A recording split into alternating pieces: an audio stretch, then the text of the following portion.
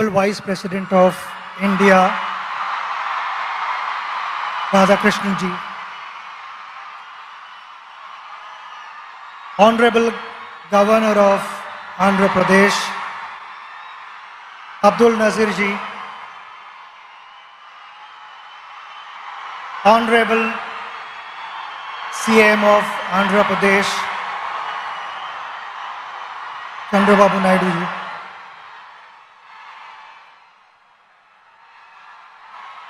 Naidu ji is also here. Dignitaries on the dais,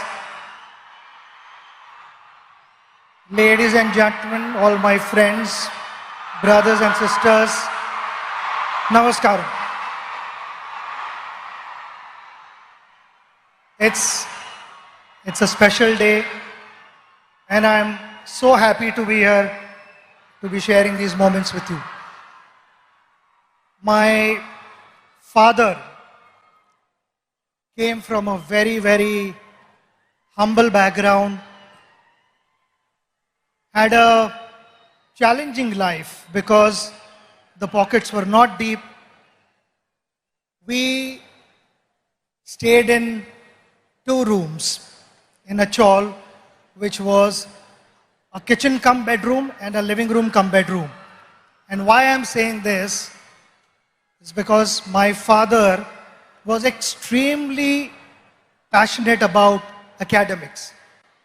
He became a professor, he also was a poet, and he continued to chase his dream. He did not have the best of facilities, but he made the best of what he had. So in those 2 rooms, he found a corner and stood first in BA and MA and won a gold medal. When I was growing up and I watched him, he was extremely gentle, extremely patient with me. So whatever mistakes I made as a child, I was convinced, he explained to me and I got convinced. It was never that he tried to correct me forcibly. And that created a huge positive impact on me. I learned so many things from him. He was extremely patient. And why I say this?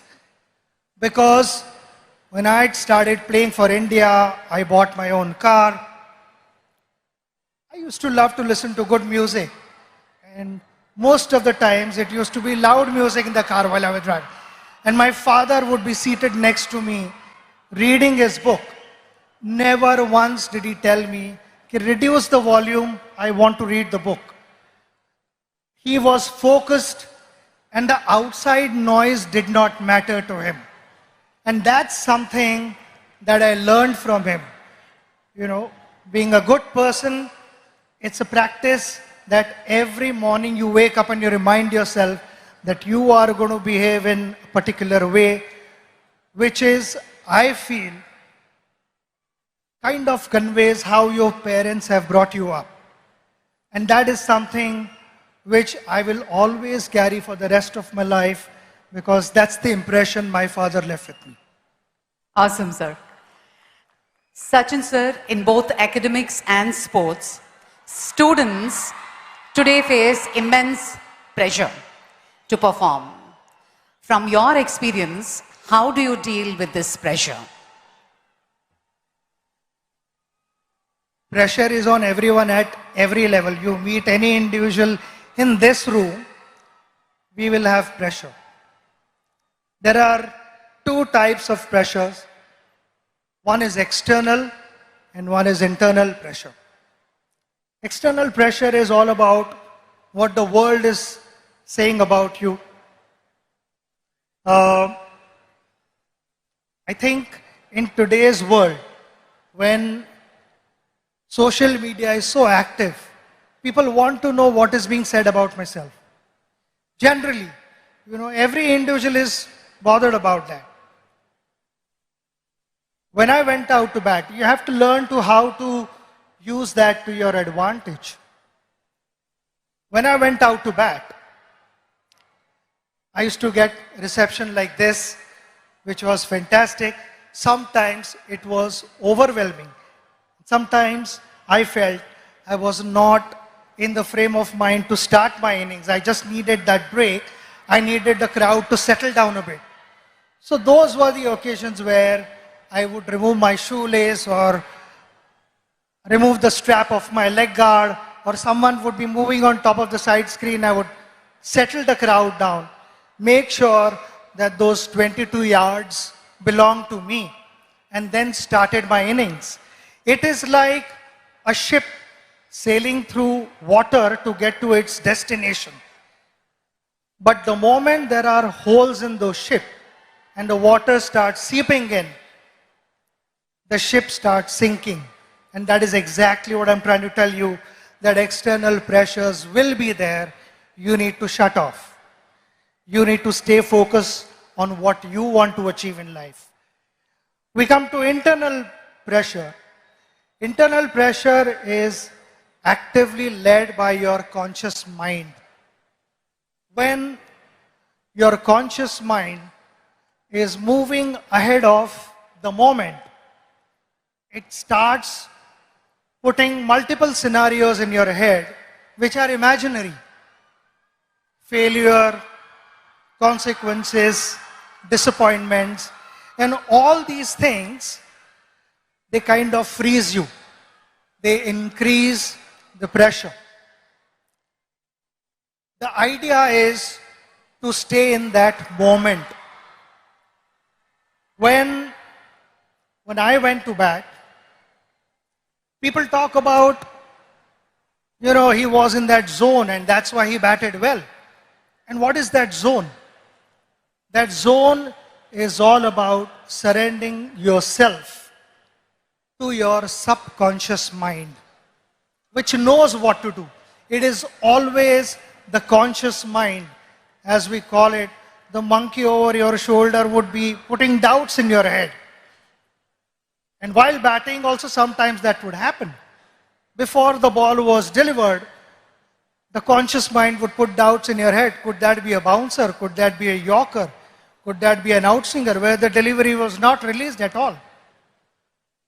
So I found myself batting at my best when I had surrendered myself to the subconscious mind. So that would be my advice to all of you, to stay focused, stay aware of what's happening around you, but don't let the external energies dominate what you want to be in life. Absolutely. So one last one. On this centenary celebrations of Andhra University, your one message to all the students out there. We are celebrating a very, very big moment. The centenary of Andhra University. The magical figure that we talk about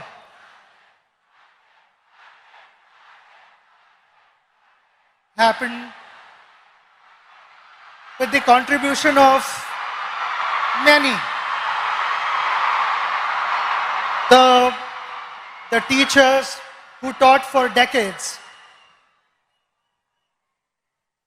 And there are many illustrious people who have been able to shape our country, who have to give a new meaning to the youth of India, who have guided them.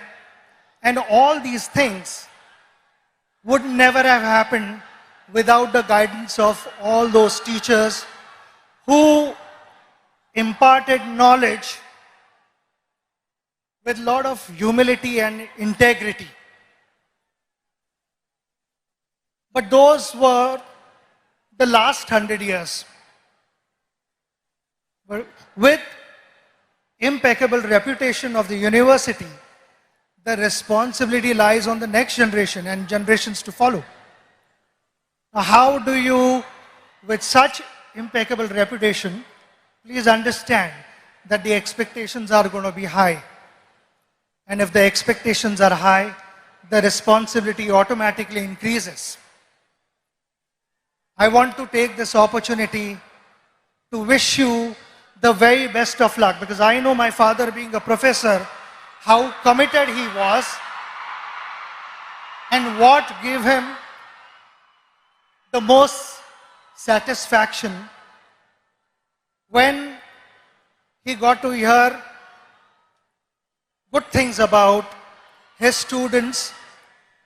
I personally felt that was his greatest return gift. And so would be the teachers of this university. At the pace that the world is moving, there will be a lot of innovations. Plenty of things would be expected of you in different spheres of life. My simple message to you, which I followed throughout my journey, was we all want to be successful. Success never happens overnight. It takes time. We have to be patient and follow the right path.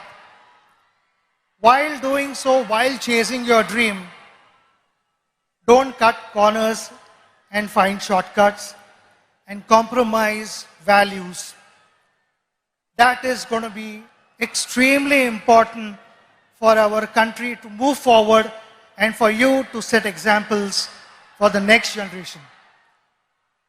I again want to thank you for having me here and giving me this opportunity to spend this wonderful moment, which I will cherish in my life. And the love and the affection that you have showered upon me will always stay in my heart. It is priceless for me. So thank you very much. Namaskaram and God bless you all.